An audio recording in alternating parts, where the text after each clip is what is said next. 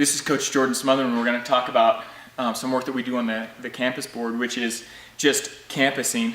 We use the campus board in a lot of ways. In terms of our dynamic movements that we do on the campus board, the first one we do is the lock and reach, where you'd start here and you'd work your way up, or where you'd, in one explosive movement, move up as many rungs as you can. In that way, we're teaching that, or we're training that lock-off strength, and with a dynamic movement, and also some finger contact strength, or rate of force development whenever you first get that hold. And then the other way is with dynos, where you explosively pop up the board rung by rung, with or without feet. And then the way that I'm going to talk about now is just campusing, which is really the original thing that campus boards were developed for. And it's a really great way to develop really strong pulling muscles, and it really develops pulling strength more than any other thing, like finger contact strength, for example. And really, whenever we talk about campusing, ideally we want you to move up the campus board just like you would a ladder, and preferably without feet as well. So if I were to start here and I'm campusing, I'm just going to walk up all the way up to the top. What we like our athletes to do is go ahead and put their feet on and then come on back down. When you come back down, unless we specify, you don't have to hit each rung, you can just come down. One thing, just a safety concern, whenever you're working on the campus board, you don't want to get desperate. We just say you don't get desperate.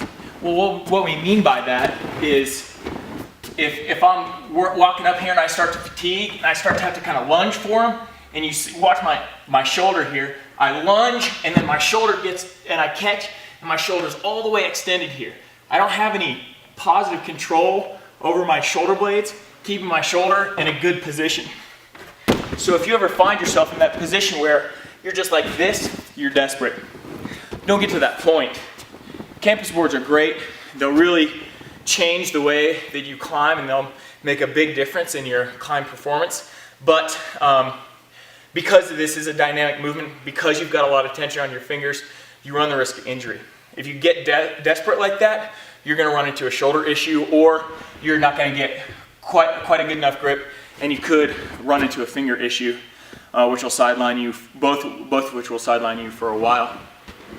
So some ways that you can accommodate this training and progress it as well is really very simple. First of all, with the accommodation, some of our female athletes, even really great climbers, they don't quite have the pull strength to be able to campus up the board. And so we'll just have them use their feet as they campus up. So they'll just be here, campus up. As they get higher, we'll have them put their feet on the smaller ledge and then just come up more. And as they get stronger, they'll be able to start skipping them. That's a way that you can accommodate it with the feet and then also progress it just by skipping it. And really, that's the same way that we're going to progress the campusing whenever we're working with a strong athlete who can easily pull. Let's say our first progression might be to hit each rung, and then the next progression would be to skip a rung, where you pull up and just catch that one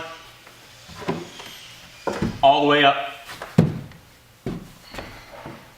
Put your feet on, come on back down. So that's campusing on the campus board.